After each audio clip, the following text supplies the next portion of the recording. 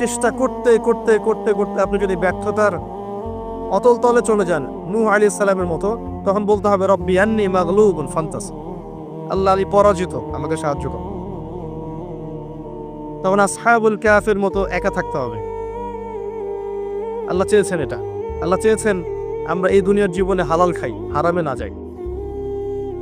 আল্লাহ চেয়েছেন আমরা সুন্নত অনুযায়ী জীবনযাপন করি, সর্বশেষ নবী মুহাম্মদ সাল্লাল্লাহু আলাইহি ওয়াসাল্লামকে আদর্শ নেতা হিসেবে গ্রহণ করি। আল্লাহ চেয়েছেন আমরা তার দ্বীনের দাওয়াত মানুষকে দেই। তা'মুরুনা বিল মা'রুফ ওয়া তানহাউনা আনিল মুনকার, তোমরা শ্রেষ্ঠ জাতি, কুনতুম খায়রা উম্মাহ উখরিজাত লিন-নাস, তোমাদেরকে মানব জাতির কল্যাণের জন্য বের করা হয়েছে। দুটো কাজ দিয়ে, সৎ কাজের আদেশ করবে, অসৎ কাজে নিষেধ করবে। আল্লাহ চেয়েছেন আমরা দ্বীনের দাওয়াত দেই।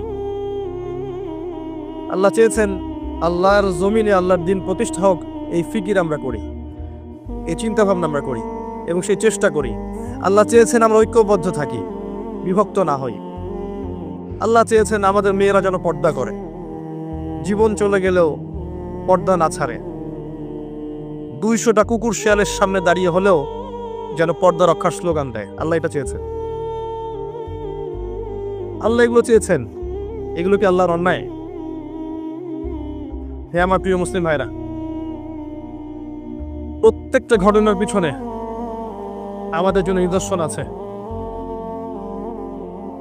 আল্লাহর বান্দা বান্দীদেরকে আল্লাহর দ্বীন থেকে সরানোর জন্য শয়তানি শক্তির অপতৎপরতার শেষ নাই। আপনাকে আমাকে প্রথমে যে কাজটা করতে হবে, তাদের প্রতিটা অপতৎপরতার শেকড় খুঁজে বের করতে হবে, চিহ্নিত করতে হবে, তারপরে আপনাকে সলিউশনে আসতে হবে। তারও আগে আমাদেরকে দুনিয়ার জীবনটাকে গুরুত্বের সাথে গ্রহণ করতে হবে। এই জীবন আমার একটা মাত্র উদ্দেশ্যে আল্লাহ পাক দিয়েছেন, যেন আমি জান্নাতে যেতে পারি। জান্নাতে যাওয়ার পথে যেই আমার বাধা হবে তাকেই আমাকে অ্যাভয়েড করতে হবে, সে যেই হোক না কেন। তারপরে আল্লাহ আমার কাছে যে কাজ চেয়েছেন, ফরজিয়াত, ওয়াজিব সমূহ, সুন্নাত, এগুলোকে আমাকে পাবন করতে হবে। আমাকে ইলম অর্জন করতে হবে, আমাকে জানা অনুযায়ী আমল করতে হবে, আমার পরিবারটাকে গঠন করতে হবে নববীর আদর্শে। আবারও বলছি, গঠন করার ক্ষেত্রে গিয়ে যদি বলতে বলতে দাওয়াত প্রদান করতে করতে করতে করতে কাজ না হয়, আপনি আসহাবুল কাহফ হয়ে যান। এছাড়া কোনো অপশন নাই। নাহলে এই পারিবারিক ফিতনা আপনাকে দিন থেকে সরাই দিক। পারিবারিক ফিতনা আপনাকে দিন থেকে সরাই দিক। আপনাকে তারপরে হালাল রিজিক সার্চ করতে হবে, নিজের জান মাল সময় শ্রম দিয়ে দিনের ফিকির করতে হবে। দিনটা কিভাবে টিকে থাকে, দিন টিকে না থাকলে আমরা টিকে থাকতে পারবো না। এই পৃথিবীতে মুসলিম জাতি সম্মানিত হয়েছে শুধুমাত্র দিনের কারণে।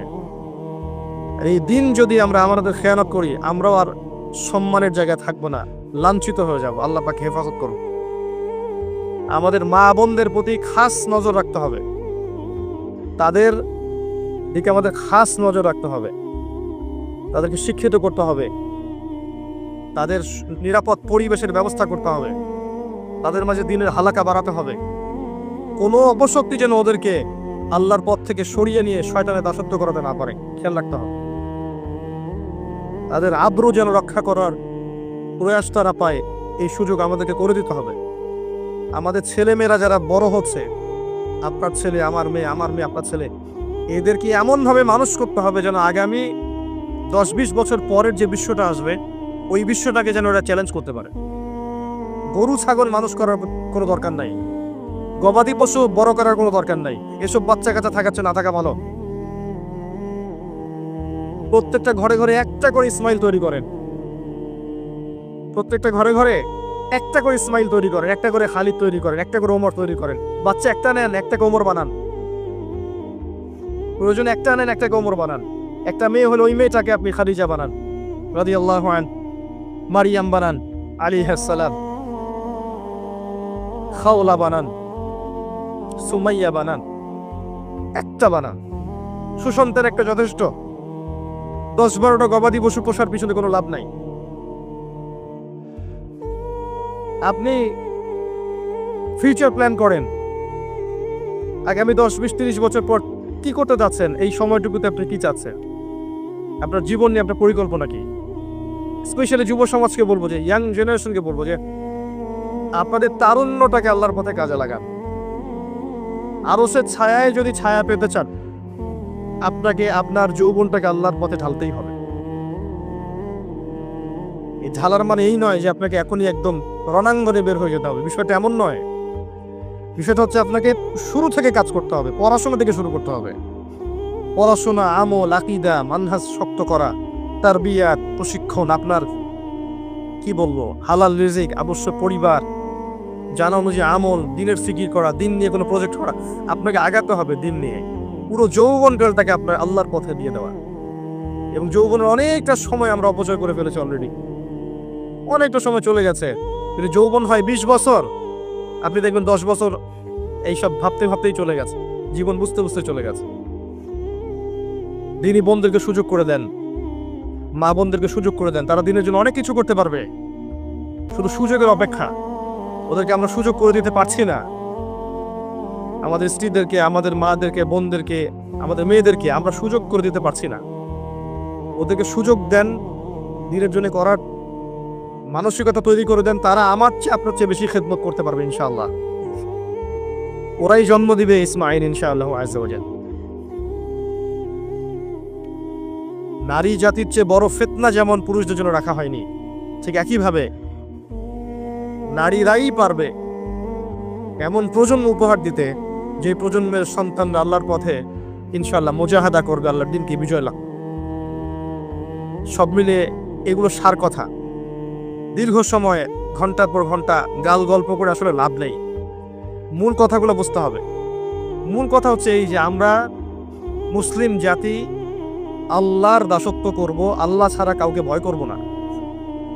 প্রথম কথা, আল্লাহর জমিনে আল্লাহর বিধান চলবে, আল্লাহর দিন চলবে, এবং এই দিনটা আমরা পালন করব, কারো উপরে ফোর্স করব না, জোর করে চাপিয়ে দিব না। কেউ যদি সৌন্দর্য দিকে আসতে চায়, মোস্ট ওয়েলকাম, আলহামদুলিল্লাহ।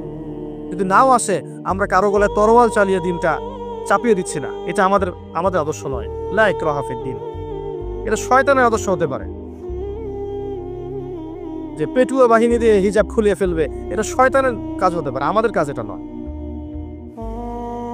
আমরা আল্লাহর বান্দা, আল্লাহ থেকে এসেছে, আল্লাহ ফিরে যাব। আল্লাহ একটা সময় দিয়েছেন দুনিয়ার জীবন, এই জীবনে আল্লাহ তাআলা যুগে যুগে নবী রাসূল পাঠিয়েছেন। আমরা সর্বশেষ নবীকে পেয়েছি, মুহাম্মদ রাসূলুল্লাহ সাল্লাল্লাহু আলাইহি ওয়াসাল্লাম, এবং কিয়ামত পর্যন্ত তার রেখে যাওয়া কোরআন এবং সুন্নাহর বাইরে কিছু থাকবে না। এর বাইরে হকের কোনো মানদণ্ড নাই। এখন এটাকে আঁকড়ে ধরে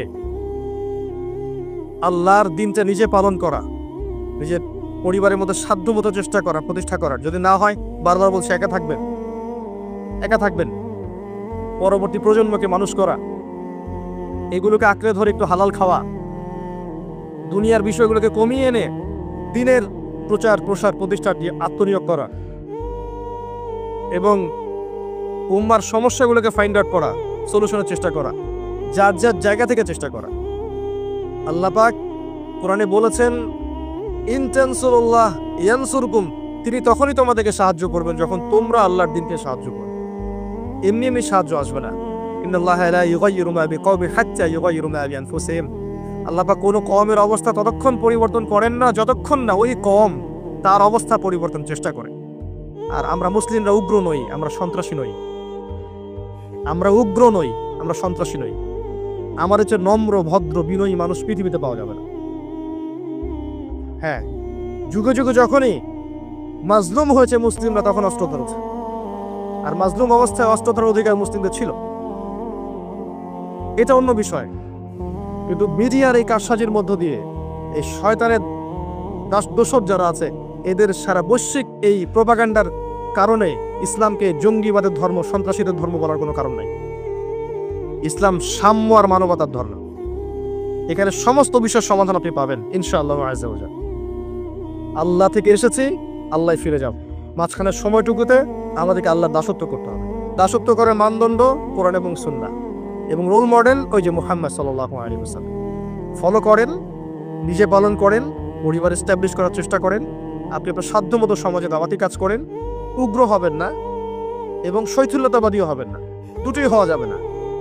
একদম গা ছাড়া দিয়ে শৈথিল্যতাবাদী হয়ে যাবেন এমনটাও হবেন না, উগ্রতাও হবে, মধ্যমপন্থী থাকেন। দিনের বেসিক বিষয়গুলো পালন করেন, অন্যকে পালন করতে উদ্বুদ্ধ করেন। নিজের জান মাল ইজ্জত সময় শ্রম যা আছে এটাকে দিয়ে আল্লাহর পথে একটু চেষ্টা করেন। বিশেষ করে আমাদের যুব সমাজ, আমাদের মা বোনরা এবং আমাদের পরবর্তী প্রজন্ম যারা আসছে, এই 3টা জেনারেশনের দিকে বেশি ফোকাস করেন। তাদেরকে আল্লাহর পথে ফিরিয়ে আনার চেষ্টা করেন, সঠিক দিন বোঝানোর চেষ্টা করেন এবং আমাদের ওলামায়ে কেরামের জন্য বেশি বেশি দোয়া করেন। কিন্তু ওলামায়ে কেরামের মধ্যে আল্লাহ পাক পরিপূর্ণ দিনটাকে দান করেন এবং তাদেরকে দীর্ঘ নেক হায়াত দারাজ করেন, বাঁচিয়ে রাখেন, সমাজের খেদমত করার তৌফিক দান করেন। এবং যাবতীয় দৃশ্য অদৃশ্যের বিপদ আপদ থেকে, ফিতনা ফাসাদ থেকে আল্লাহ পাক যেন আমাকে এবং ওলামায়ে কেরাম সবাইকে হেফাজত করেন, যাতে করে তারা দীর্ঘ সময় পর্যন্ত মানুষকে দিনের সঠিক কথাগুলো বলতে পারে। এবং আল্লাহ পাক যেন তাদের মধ্যে ঐক্য আগে দান করেন। যখন তারা ঐক্যবদ্ধ হবে, দেখবেন ইনশাআল্লাহ জনগণ অটোমেটিকলি ঐক্যবদ্ধ হবে। এবং আগামীর যে সময়গুলো আসছে আরো ফিতনাময়, আরো ফাসাদময়, এইগুলোতে আরো চ্যালেঞ্জিং হবে জিনিসগুলো। ঈমান ধরে রাখা, নামাজ পড়া, তাওহীদে থাকা, সুন্নতে থাকা, পর্দা ধরে রাখা আরো বেশি কষ্টকর হবে। একটা এক্সাম্পল বলে শেষ করছে। অবস্থা এমন এবং অবস্থা হতে পারে এমন, আপনাদের সাগরের পাড়ে চোরাবালি আছে, মনে করেন একটা দেহ চোরাবালিতে পড়ে গেছে। এখন প্রথমে তার টাকনু পর্যন্ত ডুবে গেছে। এখন সে নড়াচড়া করছে এখান থেকে বের হওয়ার জন্য। আশপাশে অনেক মানুষ, এই মানুষগুলো বলছে নড়াচড়া করো না, যদি নড়াচড়া করো তাহলে আরো ডুবে যাবে। কথা বুঝতে পারছেন? সে নড়াচড়া করা বন্ধ করে দিল এবং আশপাশের মানুষ তার হাত ধরে তাকে টেনে তুললো না, বরং আশপাশের মানুষ তাকিয়ে একটা তামাশা দেখলো এবং তাকে বললো নড়াচড়া করো না। সে নড়াচড়া করলো না। কিছুক্ষণ পরে আস্তে আস্তে তার হাঁটু পর্যন্ত ডুবে গেল। অটোমেটিকলি নড়াচড়া না করলেও তো ডুবে না,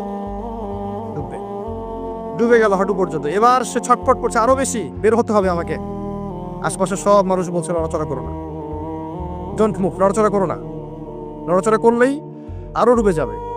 আশপাশে সব মানুষ তাকে টেনে তোলার চেষ্টা করলো না। এরপরে তার কোমর ডুবলো, এরপর তার বুকটা ডুবলো, এরপর তার গলা পর্যন্ত ডুবলো। এখন তার মাথাটুকু বাকি আছে। এই মাথাটুকু আপ্রাণ চেষ্টা করছে কিভাবে এখান থেকে বের হওয়া যায়, যান বাঁচানো যায় কিভাবে। এখনো আশপাশে সব মানুষ দাঁড়িয়ে বলছে নড়াচড়া করো না, নড়াচড়া করলে যতটুকু বেঁচে আছো এতটুকু থাকতে পারবে না। এই অবস্থায় যদি সে আরেকটু কাল বিলম্ব করে, আজ হোক আর কাল হোক, তার ওই মাথাটুকু ডুবে যাবে ইনশাআল্লাহ। এই হচ্ছে বর্তমান পরিস্থিতিতে মুসলিমদের অবস্থা। কে ওই দেহটাকে টেনে বের করবে?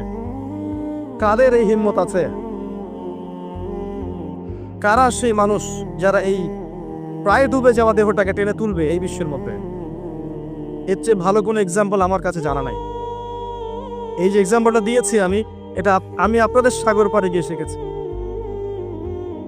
আমার কাছে নিজেকে মনে হচ্ছিল এমন, যে আমার অবস্থা হয়তো এমন।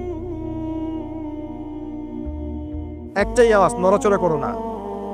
নড়াচড়া করলে যতটুকু বাকি আছে এইটুকু ডুবে যাবে। এইটুক আজ না হোক কাল ডুবেই যাবে। যদি শুরুর থেকে নড়াচড়া করত এবং শুরুর থেকে সবাই যদি তাকে হেল্প করত এবং তাকে টেনে তোলার চেষ্টা করত, আজকে ওই উম্মার অবস্থা এমন হতো না। এই করতে করতে করতে করতে আজকে আমাদের এই অবস্থা হয়েছে।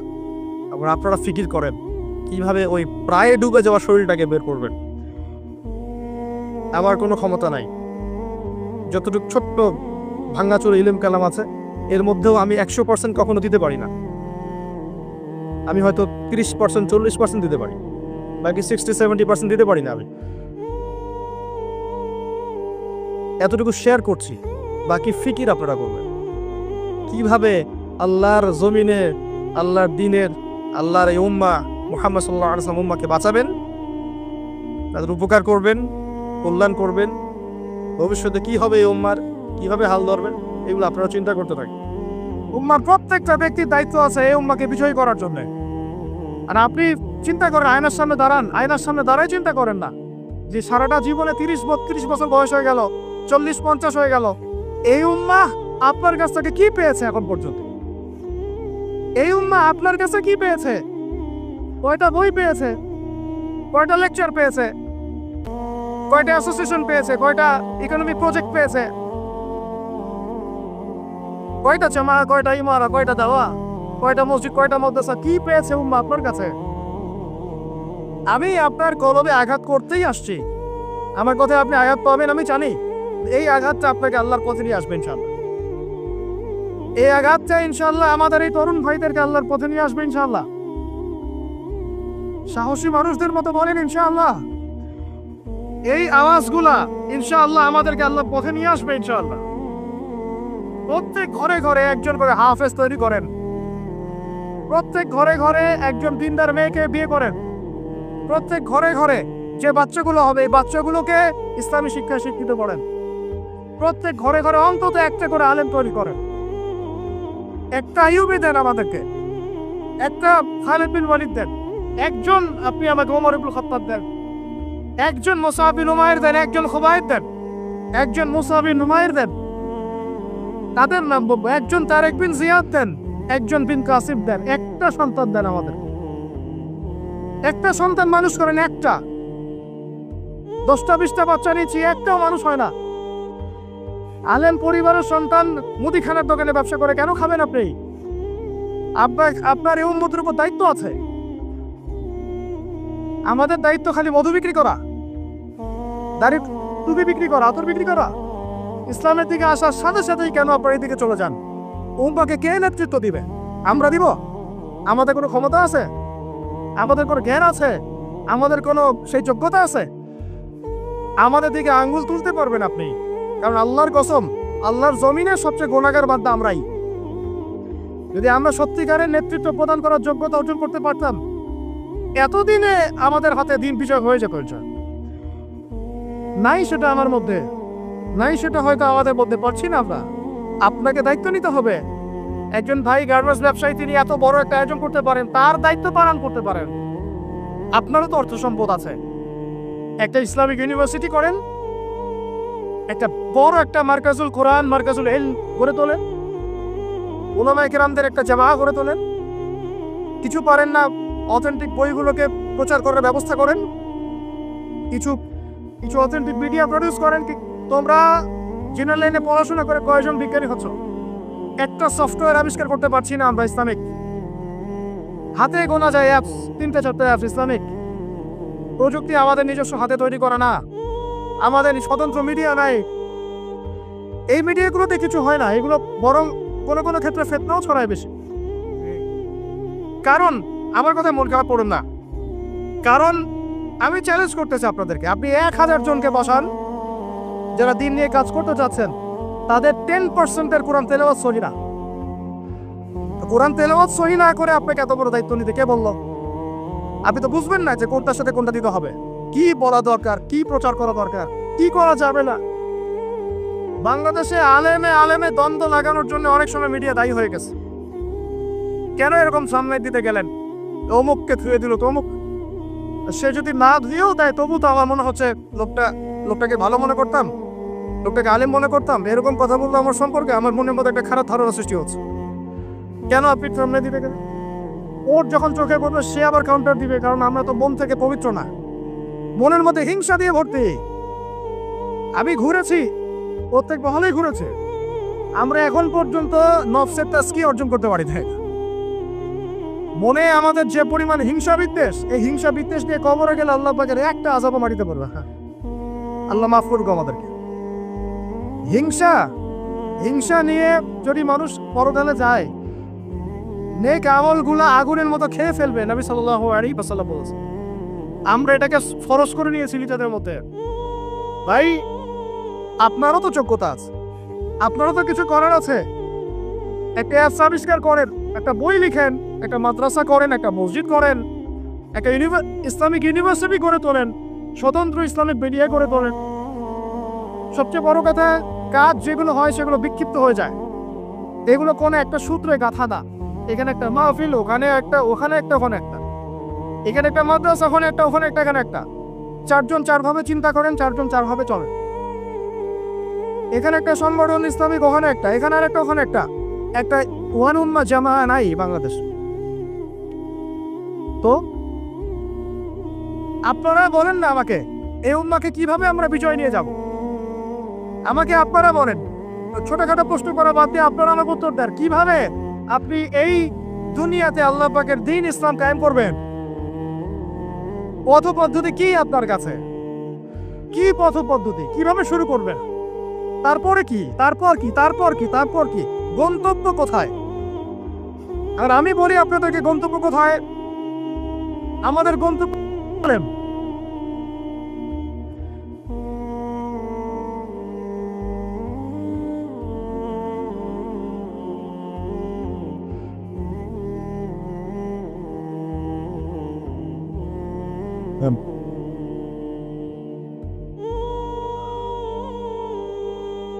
বাস বাস বাস, আল্লাহর কসম, আল্লাহর কসম করে বলতেছে, আল্লাহ রব্বুল আলামিনের কোনো পরোয়া নাই যদি বাংলাদেশে দিন কায়েম না হয়, যদি পাকিস্তানে না হয়, মালয়েশিয়াতে না হয়, এইখানে না হয়, ওইখানে না হয়, আল্লাহর কোনো পরোয়া নেই, কিছু যায় আসে না। কারণ আখিরুজ্জামান স্টাডি করলে আপনি পাবেন যে অবশ্যই অবশ্যই নবী ঈসা ইবনে মারইয়াম এই পৃথিবীতে আবার আসছেন ইনশাআল্লাহ, এবং তিনি আসার আগেই মুসলিমদের মধ্যে একজন ত্রাণকর্তা আসবেন। তার নাম মুহাম্মদ। তার নাম কে? মুহাম্মদ। বাবার নামও আব্দুল্লাহ, মায়ের নামও আমিনা। মিল থাকবে বংশের। উঁচু নাক, চওড়া কপাল, নবী সাল্লাল্লাহু আলাইহি ওয়াসাল্লামের চেহারার সাথে সাদৃশ্য থাকবে। মুসলমানদেরকে নেতৃত্ব দিবেন ইনশাআল্লাহ তাআলা। আমি বলছিলাম আল্লাহ পাকে কোনো পরোয়া নাই, কারণ এই হাদিসগুলো স্টাডি করলে আপনি দেখবেন যে মুসলমানদের হাতে আসতে যাচ্ছে ইনশাআল্লাহ। ওইখানে ঈসা আলাইহিস সালাম 40 বছর ইসলামী খেলাফত কায়েম করবেন ইনশাআল্লাহ। খিলাফত নাই, ইসলামের প্রতিষ্ঠার কথা আপনি ভুলে যান। খিলাফত ছাড়া ইসলামী প্রতিষ্ঠার কথা ভুলে যান। ঈসা আলাইহিস সালাম এসে ইরানের সাথে কোনো সন্ধি করবেন না। ইউনাইটেড নেশনসে গিয়ে বলবেন না যে আমাকে একটা স্বাধীন রাষ্ট্র প্রতিষ্ঠার অনুমোদন দেন, তিনি এই কথা বলবেন না। তিনি বলবেন না যে আমাকে ডলার দেন, আইএমএফ এ গিয়ে বলবেন না আমাকে ঋণ দেন, বরং তিনি এই পুরো বৈশ্বিক কুফরি তাগুতি শক্তির গোড়ায় গিয়ে আঘাত করবেন ইনশাআল্লাহ।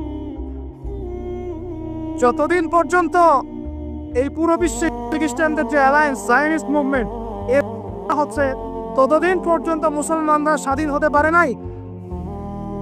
আমরা এখন পর্যন্ত স্বাধীন হতে পারি নাই, এটাই সত্য কথা।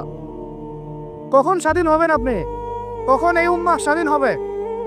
যখন আপনার আমার কথা উঠবে বসবে, তখন যখন আপনার আমার কথায় এই বসবে, তখন যখন আপনার আমার কথায় এই পুরো কুফরি তাগুতি শক্তির উঠবে বসবে, তখন বুঝবেন উম্মাহ স্বাধীন হয়েছে। স্বাধীনতা শুনছেন? বেলাল ইবনে রাবাহ স্বাধীন যখন তাকে পিটানো হচ্ছে, শেকল দিয়ে বেঁধে শেষে টানা হচ্ছে, বেলাল ইবনে রাবাহ সেদিন স্বাধীন ছিলেন, কারণ তিনি আল্লাহ ছাড়া কারো দাসত্ব করেন না। আবু জাহেলের নির্মম নির্যাতন, উমাইয়া বিন খালাফের নির্মম নির্যাতন বেলাল ইবনে রাবাহকে পরাধীন করতে পারে নাই। বেলাল স্বাধীন আঘাতের মধ্যে। সুমাইয়া স্বাধীন। সুমাইয়ার নাম শুনেছেন? আমাদের বোনদাতার নামই জান। ওরা জানে কি প্রোডাক্ট আসলো বাজারে, কোন পার্লারে গেলে কি পাওয়া যায়, কোথায় গেলে কি হয়, কোন মার্কেটে গেলে কি পাবো। মার্কেট ভর্তি মহিলা দিয়ে, ভর্তি মহিলা দিয়ে, গার্মেন্টসও তো ভর্তি মহিলা দিয়ে। পদটা কতটুকু মেনটেন হয় সেটাও ভাবতে হবে। জব করতে দোষ নাই, জব করতে দোষ আছে, পদটা কতটুকু ভাবতে হবে না? আমরা যে বস্তুবাদী, এটা আমাদের রাস্তাগুলি প্রমাণ করছে। আমরা আমাদের বাড়ি ঘরগুলো চকচকা করছি, আর সরকারের রাস্তাগুলো ভেঙে ফেলতেছি। এখন ওই রাস্তাগুলো তৈরি করে দেওয়ার দায়িত্ব আমাদের। দায়িত্ব আমাদের না? অবশ্যই আমাদের, কেন আমরা তো খেয়ানত করলাম, সরকারি মাল দরিয়ামে ডাল, এরকম চিন্তা করলাম। ওদিকে যেতে চাচ্ছি না।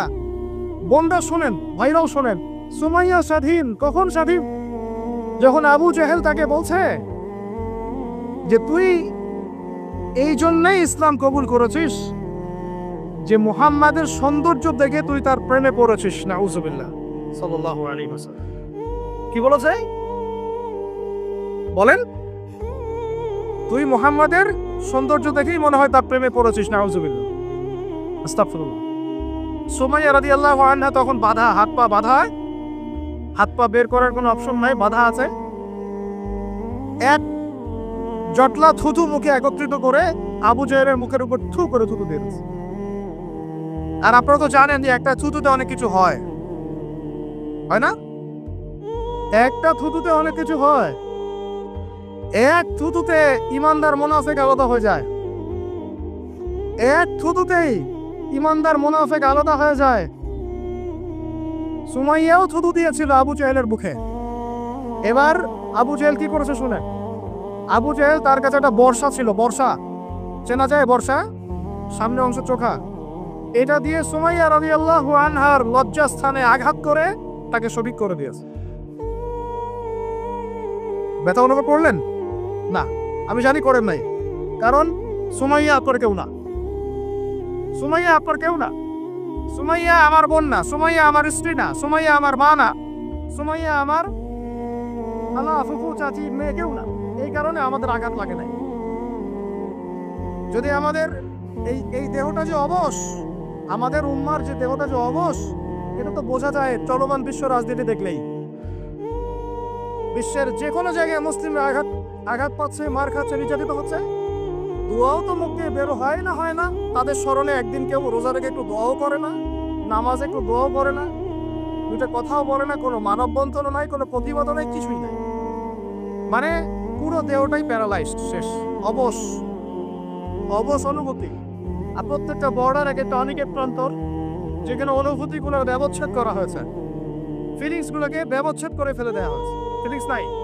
সুমাইয়ার কথা শুনে আমাদের লাগলো না, কারণ সুমাইয়া আমার মেয়ে না, আমার মেয়ে আয়েশা তো আর না, আমার মেয়ে মারিয়াম তো আর না, আমার ছেলে ওমর উসমান তো আর না। সুমাইয়া তখন স্বাধীন, যখন তাকে বর্ষায় শহীদ করা হলো, সে স্বাধীন, জান্নাতে চলে গেল। জুলাইবিজ একজন সাহাবী ছিলেন, ছোটখাটো মানুষ, ইসলাম কবুল করে আসছেন খায়বার যুদ্ধের দিন। নবী সাল্লাল্লাহু আলাইহি ওয়াসাল্লাম তার হাতে তাকে তলোয়ার দিয়েছেন এবং তাকে যুদ্ধে মানে অগ্রগামী যে সৈনিকরা থাকে প্রথম কাতারের দিকে, সেখানে থাকার মানে চান্স দিয়েছেন।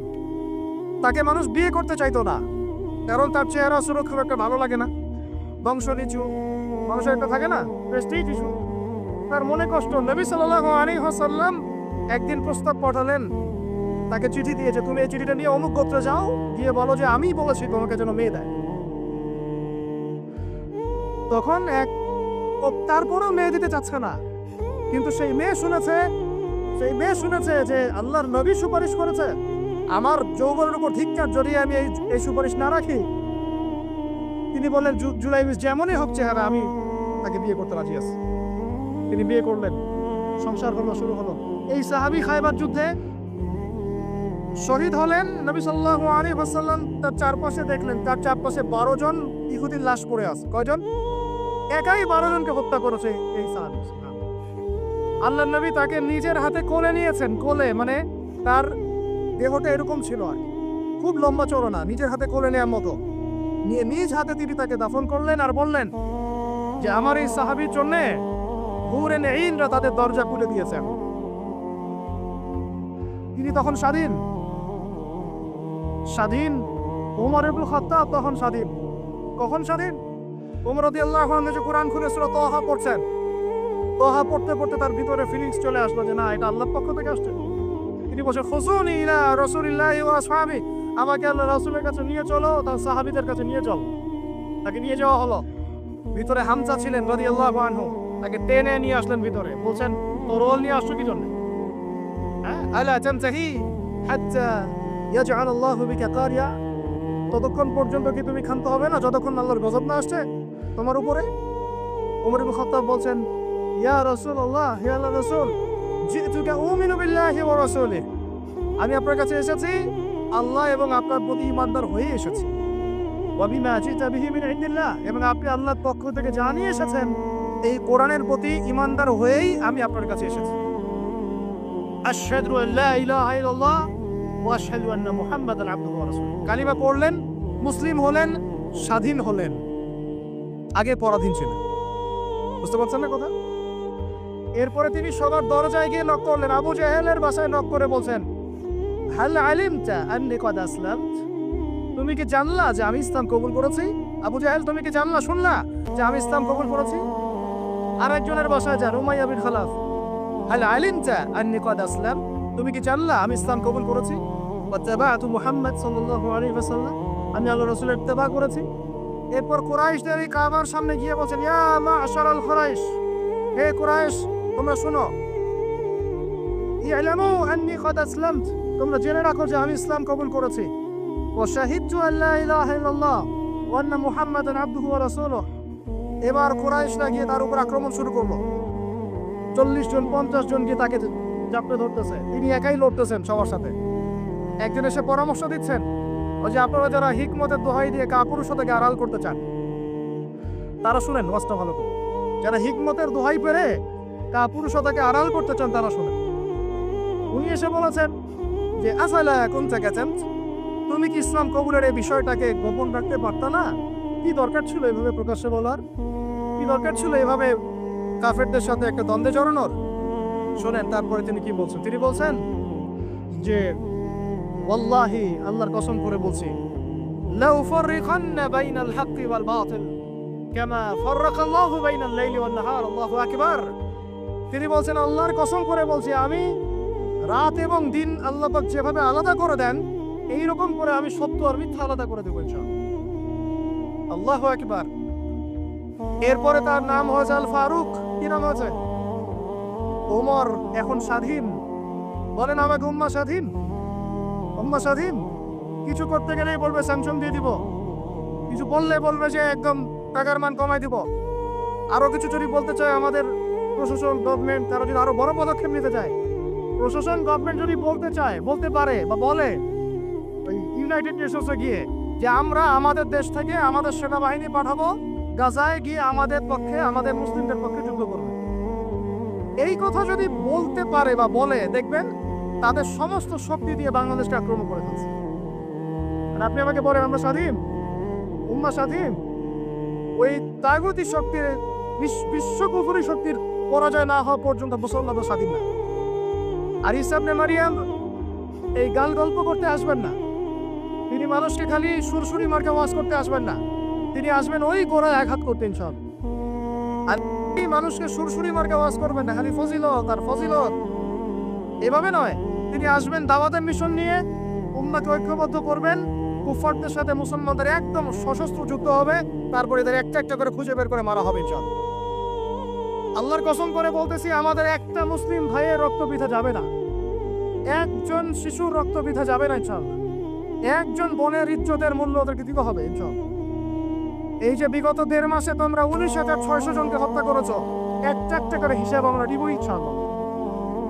1974 সাল থেকে 2023 পর্যন্ত প্রায় 3.5 লক্ষ মানুষকে হত্যা করা হয়েছে, এর হিসেব ওরা দিবেন ইনশাআল্লাহ। এর হিসেব আমরা নিব ইনশাআল্লাহ। আমরা ছাড়বো না ইনশাআল্লাহ, এই ফিতনা আমরা ছাড়বো না, এই জালেমও ছাড়বো না। আর মনে রাখেন, আমাদের এখানে কি হবে তারপরও আল্লাহ পাক করবেন না। আল্লাহ পাক জানেন কোন জায়গা থেকে দিন কায়েম করতে হবে। ঈসা ইবনে মারিয়াম 40 বছর ওই তখ্ত থেকে, ওই সিংহাসন থেকে পুরো বিশ্বটাকে শাসন করবে ইনশাআল্লাহ। আপনারা আঞ্চলিক রাজনীতি নিয়ে পড়ে আছেন, থাকেন, আমি বিশ্ব রাজনীতি নিয়ে কথা বলছি। আঞ্চলিক পলিটিক্স নিয়ে আমার কোনো আগ্রহ নাই, কারণ আমি জানি এই পুরো সাবকন্টিনেন্ট শাসন করবে ঈসা আলাইহিস সালাম। যদি আমরা তার পক্ষের লোক হয়ে যাই, তাহলে আমরা ইজ্জত সম্মান পাবো ইনশাআল্লাহ। আর যদি আমরা তার বিপক্ষে চলে যাই, দেখবেন জিল্লতি আর জিল্লতি নেমে আসবে। আল্লাহ মাফ করুন।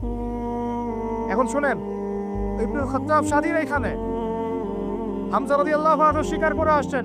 যুব ভাই আপনি শুনেন, এই যে ওমরের কথা বললাম, এরকম একটা ছেলে আমাকে দিতে পারবেন ঘর থেকে, প্রত্যেকটা ঘর থেকে পারবেন? সাহস আছে খালি বলবে যে আমি রাত দিন যেমন আল্লাহ আলাদা করে দেন, আমি সত্য মিথ্যা আলাদা করে দেবো ইনশাআল্লাহ। পারবে? তোমরা টিকটক চালাচ্ছ, তোমরা টিকটক চালাচ্ছ, পাবজি খেলতেছো, ফ্রি ফায়ার খেলতেছো, মেয়ে নিয়ে পড়ে আসো, তোমরা কিভাবে উম্মাহকে নেতৃত্ব দিবা? নামাজ পড়তেছো না, সাপ্তাহিক সম তো রাখো না, মনে হয় আল্লাহ ভালো জানেন। দান সদকা কতটুকু পর আল্লাহ ভালো জানেন। কোরআন তেলাওয়াত করতে শিখতেছো না, কোনো আলেমের সহবতে যাও না। ইউটিউব, অনলাইন, ফেসবুক, ব্যাস, that's all. YouTube, online, Facebook হচ্ছে একটা ফিতনার জগৎ। আপনি বলতে পারেন যে আমার লেকচারও তো যায়, অনেক বড় বড় আলেমদের লেকচারও যায়, সব মেনে নিয়েই বলছি এটা ফিতনার জন্য। সব মেনে নিলাম, আপনার কথা মেনে নিয়েই বলতেছি ফিতনার জন্য। কারণ এর কন্ট্রোলও কুফর শক্তির হাতে, এর কন্ট্রোলও তাগুতি শক্তির হাতে। আপনি এটা নিয়ন্ত্রণ করেন না, এই প্রযুক্তি আপনি তৈরি করেন নাই। আমরা আলাদা করে কোনো মুসলিম কমিউনিটি সোসাইটিও বিল্ড আপ করতে পারিনি অনলাইনে, বুঝেছি? আমাদের কোনো স্বতন্ত্র সামাজিক যোগাযোগ মাধ্যম আছে বলেন? ওমর ইবনে খাত্তাবের মতো একজন স্বাধীন মানুষ দেন। হামজা রাদিয়াল্লাহু আনহু স্বাধীন কখন? আবু জাহেল আল্লাহর নবীকে একটা আঘাত করেছে, বলেন নাউজুবিল্লাহ সাল্লাল্লাহু আলাইহি ওয়াসাল্লাম। আপনারা তো জানেন তার পিঠের মধ্যে উঠে নাড়ি ভেড়ি দেওয়া হয়েছে, চাপানো হয়েছে। তো এই দৃশ্য একজন দাসী দেখেছে, হামজা রাদিয়াল্লাহু আনহু স্বীকার করে আসছেন, তাকে বলছে তোমার ভাতিজাকে এরকম আঘাত করেছে আবু জাহেল। আবু জাহেলের নাম কিন্তু আবু জাহেল না, আবু জাহেলের নাম আবুল হাকাম। সেও কিন্তু আল্লাহকে বিশ্বাস করতো। আপনারা মনে করবেন না যে সে একদম ইহুদি ছিল বা খ্রিস্টান ছিল, এমন না। সে আল্লাহকে বিশ্বাস করতো, কিন্তু আল্লাহ পাকের বিধান মানত না। এখন হামজা রাদিয়াল্লাহু আনহু বলছেন ওয়া ফাআলা যালিক, সে কি সত্যিই কাজ করেছে? হ্যাঁ, সত্যিই কাজ করেছে। আচ্ছা চলো দেখাও আবু জাহেল কোথায় আছে। তিনি ঘোড়া ছুটায় গেলেন কাবা ঘরের সামনে, গিয়ে বললেন যে তুমি আমার ভাতিজাকে গালি দিয়েছ, তুমি আমার ভাতিজাকে আঘাত করেছ, জেনে রাখো আমি আজকে থেকে আমার ভাতিজার দিনের উপর আছি। এই কথা বলার সাথে সাথে তার উপর আক্রমণের চেষ্টা করা হচ্ছিল। তিনি নিজে একটা ঘুষি দিয়ে আবু জাহেলের একটা দাঁত ফেলে দিলেন। আর দাঁত যে পড়ে গেছে কিনা সিরাতের কিতাবে এত স্পষ্ট নাই, কিন্তু আঘাত একটা ঘুষি দিয়েছেন এটা স্পষ্ট।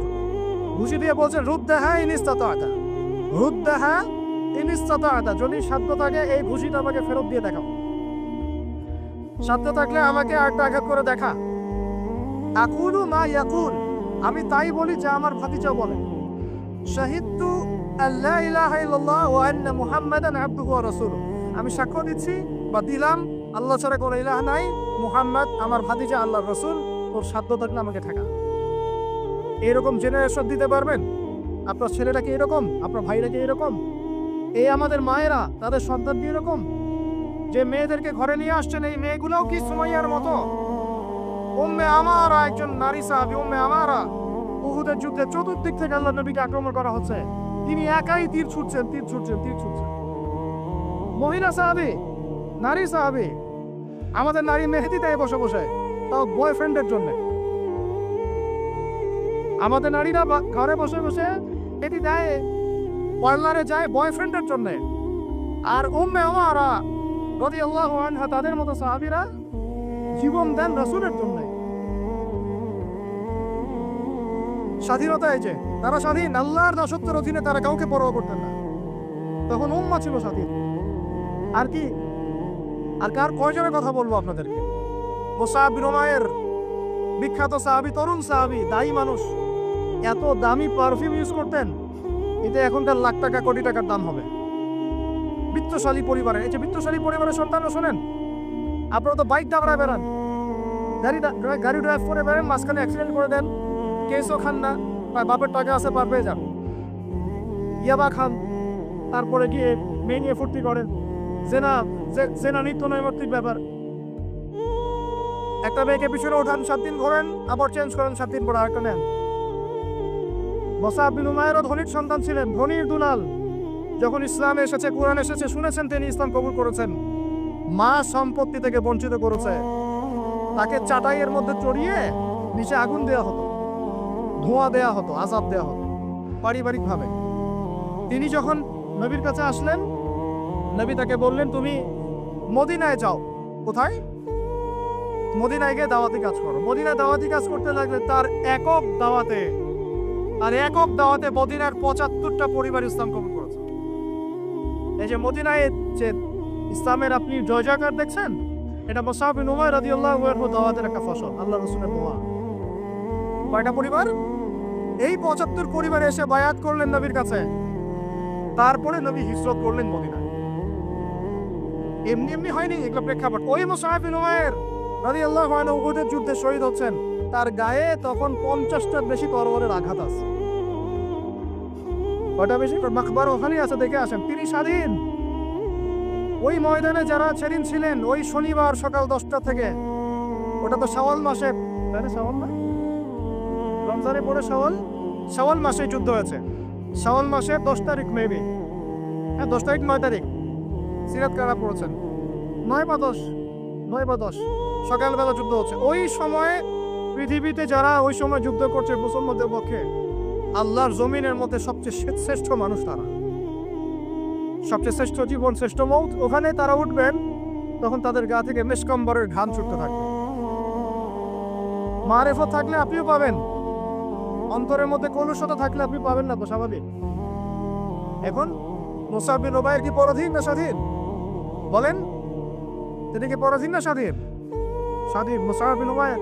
আরেকজনের কথা শুনেন, বলতে থাকলে আপনাদের সারা রাত ফজর হয়ে যাবে। জাফর ইবনে আবি তালেব নাম শুনেছেন? জাফর ইবনে আবি তালেব শুনেন, এটা শুনেন। অনেকে অনেক দলিল দেয়, এই দলিলগুলো শুনেন, এগুলো শুনেন। 3টা গোত্র ছিল মদিনায়। কয়টা ভাই? একটা বনু কুরাইজা, বনু কাইনুকা, বনু নাজির। বনু কুরাইজা, বনু কাইনুকা, বনু নাজির, এই 3টা গোত্রের সাথে আমাদের চুক্তি ছিল। আমরা একটা সনদের মধ্যে ছিলাম। গাদ্দার এরা সনদ ভঙ্গ করলো, ঠিক যেমন করে তারা আক্রমণ করছে এইভাবে। সনদ ভঙ্গ করলে বনু কাইনুকার বাজারে আমাদের এক মহিলা সাহাবী, তিনি বোন গিয়েছেন হাজতে, সোনার দোকানে। ইহুদি তাকে বলছে নিকাব খোলো, সে নিকাব খুলছে না, খুলবে না। ইহুদি দুষ্ট, ষড়যন্ত্র করে তার কাপড়ের একটা অংশ রশি দিয়ে গিট বেঁধে দিয়েছে। আমাদের তিনি এবার উঠতে গিয়েছেন, সদর একটু খুলে গেছে, নাউজুবিল্লাহ। চিৎকার করে উঠেছেন। পাশে ছিলেন এক আমাদের আনসারী সাহাবী, আওয়াজ শুনেছেন। সেই আওয়াজ শুনে এক মুহূর্ত দেরি করে নাই, মদিনায় ফিরে এসে নবীর কাছে পারমিশনও চান নাই। বুঝেন, দলিল বুঝেন। তিনি এক মুহূর্ত দেরিও করেন নাই, মদিনায় ফিরে গিয়ে নবীর কাছে পারমিশনও নেন নাই। তার কাছে একটা খোঁড়া তরোয়াল ছিল, বের করেছেন, গর্দানে একটা কোপ দিয়ে গর্দান নামাই দিয়েছেন। সাহসীদের মতো বলেন আল্লাহু আকবার। বাস বাস বাস বাস বাস, আমি টপিক হারাই ফেলবো। বাস বাস ভাই, বসেন বসেন বসেন বসেন, আমি টপিক হারাই ফেলবো। আমি দলিল দিচ্ছি আপনাকে, এই সাহাবী নবীকে গিয়ে জিজ্ঞাসা করেন না, করেছেন? পরামর্শ নিয়েছেন? তার সামনে তার বোনকে এইভাবে কিস করা হয়েছে, এক মুহূর্ত দেরি করেন নাই, গর্দান নামাই দিয়েছে। এবার মিলে ওই সাহাবীর উপর আক্রমণ করে ওই সাহাবীকে শহীদ করে দিয়েছে। নাই, শেষ, ওনাকে মেরে ফেলেছে। তারপর এই কেসটা নবীর দরবারে আসলো। নবীর দরবারে আসার পরে নবী সাল্লাল্লাহু আলাইহি ওয়াসাল্লাম সাহাবীর ব্যাপারে কোনো সমালোচনা তো করলেনই না। সাহাবী, তুমি ভুল করেছো, আমাকে জিজ্ঞেস করে করো নাই, আমার পরামর্শ কেন নাও নাই, এগুলো তো বললেনই না। বরং তার অন্যান্য সাহাবীদেরকে বললেন, সবাই যুদ্ধের বর্ম করে বের হও, বনু কাইনুকাকে আক্রমণ করতে হবে। এখন আপনি দেখছেন 3 মাসে 19,600 জন, 3 মাসে, সরি 3 মাস কিসের, 1.5 মাসে 19,600 জন। আর এখানে একজন মুসলিম ভাই, একজন মুসলিম বোনের ইজ্জতের বিনিময়ে নবী সাল্লাল্লাহু আলাইহি ওয়াসাল্লাম পুরা বনু কাইনুকাকে একদম সমূলে উৎপাদিত করে মদিনা থেকে বিতাড়িত করে। ওই উম্মার সাথে এই উম্মার কোনো সম্পর্ক আছে? ওই আরবের সাথে এই আরবদের কোনো সম্পর্ক আছে? ওই স্বাধীনতার সাথে এখনকার এই পরাধীনতার কোনো সম্পর্ক আছে? এরপরে আপনারা ফ্যান্টাসি নিয়ে পড়ে আছে। আল্লামা রুমি বলতেন, উনি একজন বড় সুফি মানুষ ছিলেন, উনি বলতেন যে আমি যা বুঝি আর আমি যা জানি বুঝতে পারি, তোমাদেরকে বলে কি লাভ, তোমরা তো বুঝবা না। কে বলতেন? বড় বড় যারা আল্লাহর ওলি, তাদের কথাটা একটু এই টাইপের হয়, মনে হয় একটু অস্বাভাবিক, কিন্তু এর ভিতরে অনেক গভীরতা থাকে। আমি নিজেও এই কথা বলতেছি, আমরা যা বুঝি, যা বুঝতেছি, যা দেখতেছি, তা আপনাদেরকে বলে বোঝাতে পারবো না, বলেই বা কি লাভ, আপনি হয়তো বুঝবেনও না। এই একটা ঘটনা দলিল পেলেন। আরেকটা শোনেন, আরেকটা কওম হলো বনু নাজির। রাসূলকে দাওয়াত দিয়েছে, দাওয়াত দিয়ে বলছে যে আমরা ইসলাম কবুল করবো, আসেন নেগোশিয়েট করি। নবীজি বসেছেন,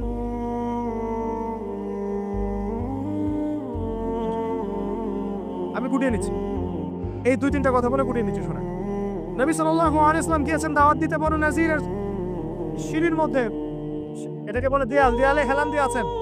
উপর থেকে এরা চাকি আছে না, চাকি, আমরা ধান ভাঙে আগেকার মাহারা বোনেরা, বড় বড় যে লোহার আর পাথরের, এইগুলো উপর থেকে ফেলে তাকে হত্যা করার চেষ্টা করেছিল বনু নাজির। কোন গোত্র? বনু নাজির। আল্লাহ নবী জিবরাইল আলাইহিস সালামের মাধ্যমে জানতে পারলেন, সেখান থেকে উঠলেন, উঠে বললেন যে ঠিক আছে, বনু নাজিরকে আমরা অবরোধ করব। 1.5-2 মাস অবরোধ করে রাখা হলো। সূরা হাসরে পড়ে দেখেন। এরপরে এরা নিজেদের ঘরবাড়িগুলো কাঁধে করে নিয়ে মদিনা থেকে বিতাড়িত হলো। বনু নাজির দলিল নাম্বার 2। 3 বনু কুরাইজা বাকি আছে, শুধু একটা এখন বনু কুরাইজা।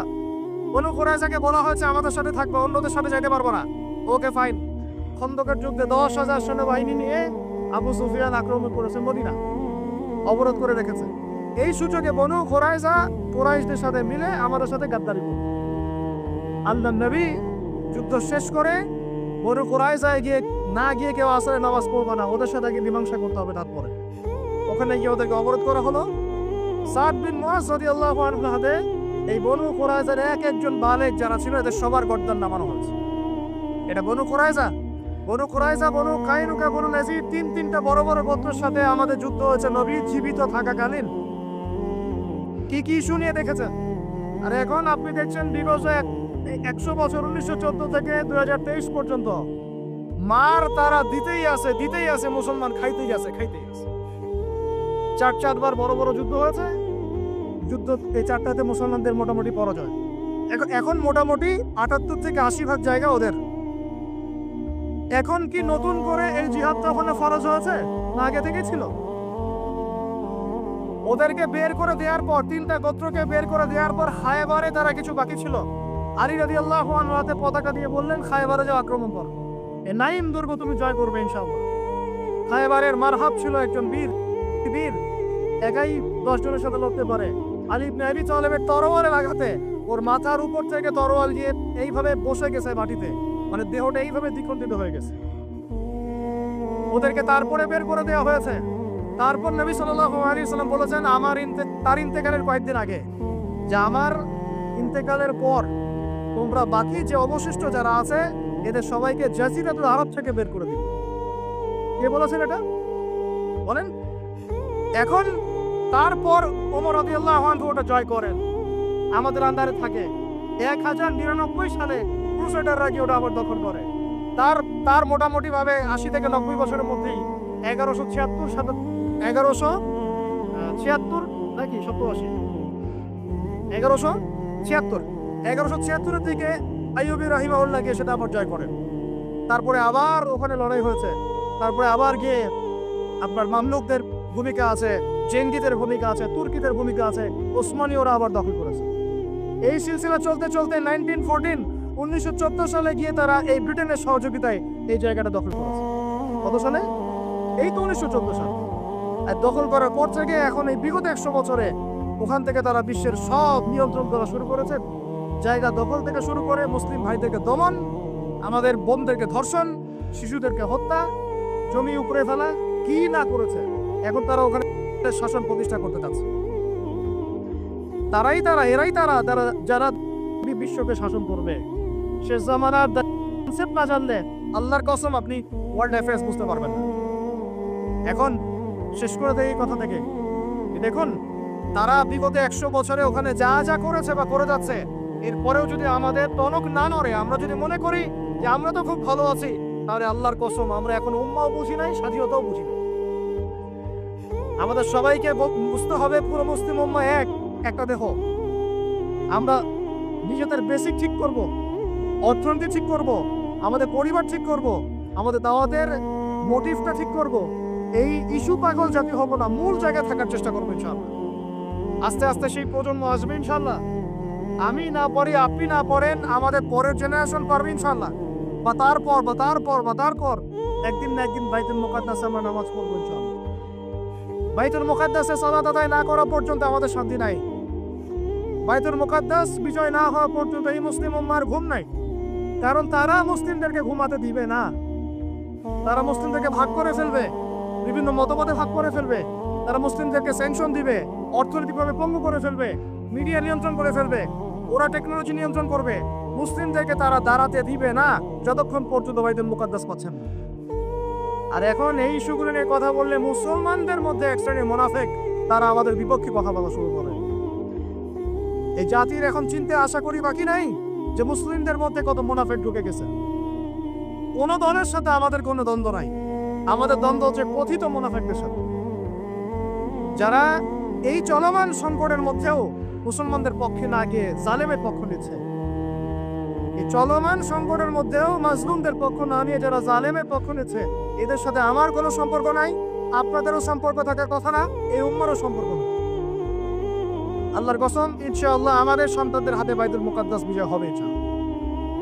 এখন আপনি আমি সেই দায়িত্ব পালন করবো কিনা সেটা আমাদের বিষয়, আমাদের কর্তব্য কি সেটা আমাদের বুঝতে হবে। এইসব ফ্যান্টাসি বন্ধ করেন, এইসব উপরি উপরি স্লোগান বন্ধ করেন, এবং আই ওয়াজ শোডাউন সব বন্ধ করেন। সবাই 5 ওয়াক্ত নামাজি হয়ে যায়, আল্লাহ তৌফিক দান করেন। সবাই মিলে তাহাজ্জুদ গুজার হয়ে যায়, আল্লাহ তৌফিক দান করেন। আল্লাহ পাক সবাইকে হালাল খাওয়ার তৌফিক দেন। সবাই অর্থনীতি ঠিক করে ফেলাই, সবাই দাওয়াতের মেহনতে লেগে পড়ি। আল্লাহ যাকে যা দিয়েছেন তাই দিয়ে দিনের খেদমত করেন। এক ভাইকে আল্লাহ পাক টাকা দিয়েছেন, টাকা দিয়ে করেন। জমি দিয়েছেন, জমি দিয়ে করেন। জ্ঞান দিয়েছেন, জ্ঞান দিয়ে করেন। আপনাকে আল্লাহ পাক মসজিদ মাদ্রাসা দিয়েছেন, তাই দিয়ে করেন। যৌবন দিয়েছেন, যৌবন দিয়ে করেন। লিখতে পারেন লিখেন, বলতে পারেন বলেন, চিন্তা করতে পারেন করেন। যা আপনাকে আল্লাহ দিয়েছেন তাই দিয়ে দিনের খেদমত করেন। আল্লাহ পাক আপনাদের সবাইকে তৌফিক দান করেন, আমিন। আর শেষ কথা হচ্ছে এই যে উম্মার কথা আমরা বললাম, আমরা এখনো পুরোপুরি ভাবে কুফফারদের নিয়ন্ত্রণ থেকে এখনো বের হতে পারি নাই। যদি বের হতে চাই, আল্লাহ পাক আমাদেরকে অবশ্যই রাস্তা দেখাবেন ইনশাআল্লাহ। যদি আমাদের নিয়ত ঠিক থাকে, ইখলাস ঠিক থাকে, প্রচেষ্টা ঠিক থাকে, এবং আমাদের মানহাজ কর্মপদ্ধতি ঠিক থাকে, আল্লাহ রাব্বুল আলামিন আমাদের সমস্ত তরুণ ভাইদেরকে কবুল করেন, আমিন। আর এই সবগুলো কথা আপনি বুঝবেন জুমার দিন সূরা কাহফ তেলাওয়াত করলে ইনশাআল্লাহ। আর এই জুমায় যে আমলগুলো কথা বলেছি এর সাথে সূরা কাহফ অ্যাড করে নেবেন। সূরা কাহফ না পড়ে জুমার দিনকেও শেষ করবেন না। আল্লাহ রাব্বুল আলামিন আমাদের সবাইকে এই উম্মাহকে পরিপূর্ণরূপে সাথী করার তৌফিক দান করেন।